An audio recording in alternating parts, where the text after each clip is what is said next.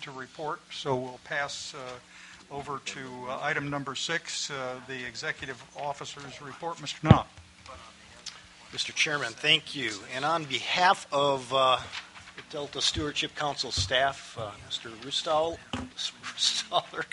thank you for being part of this group, and I hope you enjoy this side of the camera as much as you have the other side. I'll wait to comment on it. All right. A few items. Staff has been busy setting up a meeting with NOAA, the Office of Ocean and Coastal Resource Management, to discuss our plans to amend the Coastal Zone Management Plan. Basically, it's our direction from the Delta Reform Act to be incorporated into the coastal plan, and so we have efforts underway to do that. Next Tuesday, the California Water Quality Monitoring Council will unveil its new estuary portal as an update to their collaborative My Water Quality website. The Stewardship Council is one of numerous state and federal local agencies involved in that project. The California Estuaries Portal will be a new tool that presents information on the health of California's estuaries, with initial emphasis on the San Francisco Bay Delta Estuary. By the way, that's linked to our recommendations in the Delta Plan, recommendations WQR9, implement a regional Delta monitoring plan. So that's some progress we can report there, and give some credit to the Water Quality Monitoring Council for doing that work. Some projects that we have recently commented on, one is the Shasta Lake Water Resource Investigation, which is the enlargement, the raising of Shasta Dam and the enlargement of the reservoir. September 30th comment letter, we note that additional in-stream storage could benefit both water supply and flood control, but also note concerns from state and federal wildlife agencies that the environmental analysis is both incomplete and perhaps overstates some environmental benefits for the project. Some other activities related to Delta Plan implementation. The Central Valley Regional Water Quality Control Board adopted a basin plan amendment to establish a drinking water policy to protect and secure water quality, and did that on July 26th. It's worth noting that that also is a compliance with WQR4, which is to establish that water quality plan. The policy includes a narrative water quality objective for 2 pathogens, Cryptosporidium and Giardia, with associated implementation and monitoring provisions, as well as language addressing other constituents of potential concern to drinking water. Also, the State Water Resources Control Board a week ago announced that it has approved water rights changes, allowing extra flows to be sent down the San Joaquin River. This is another step in a complicated, nearly $900 million effort to restore threatened spring run Chinook salmon. And that also is related to ER Recommendation 2, implement projects to restore Delta habitat. Also, earlier this month, the Department of Fish and Wildlife unveiled plans to build a fish hatchery for spring run Chinook at the base of Friant Dam. Contract awarded for decommissioning of the Red Bluff Diversion Dam. This $3.28 million contract is the final milestone in that project, which improves fish passage by constructing a new screened pumping plant to protect fish and to replace the old diversion dam, which effectively blocked the river. This was a Cal-Fed CVPIA effort that really worked, although it took a recession to make its $113 million cost of funding priority.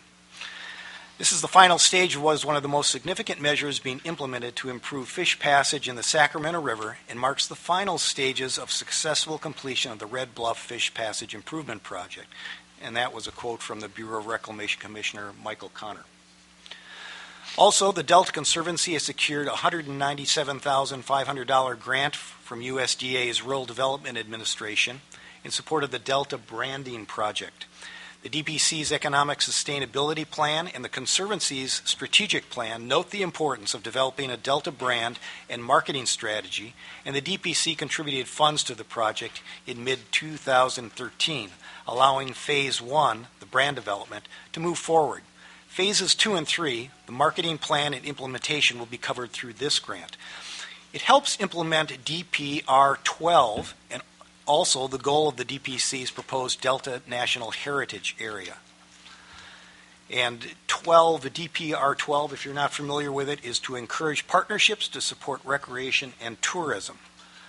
It also supports DRP 9, encourage agritourism.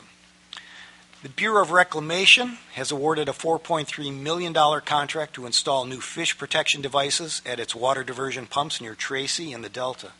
Started in January, contractor Valentine Corporation of San Rafael will install new self-cleaning louvers. This will prevent losses to endangered species, including salmon and Delta smelt.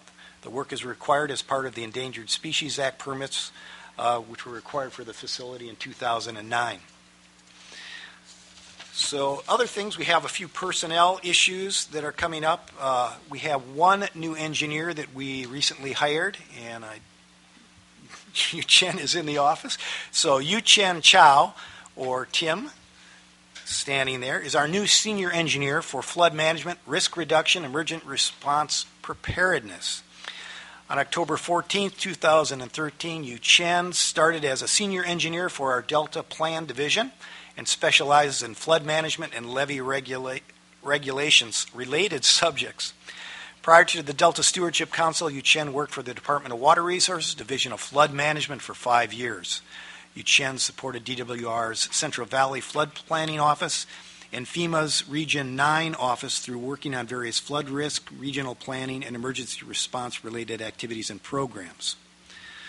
Before joining DWR, Yu Chen was with the Taiwan National Mitigation Research Center for 2 years. He worked with the Earth and Hydraulic Structure Safety Evaluation Program for the Taiwan Water Resources Agency.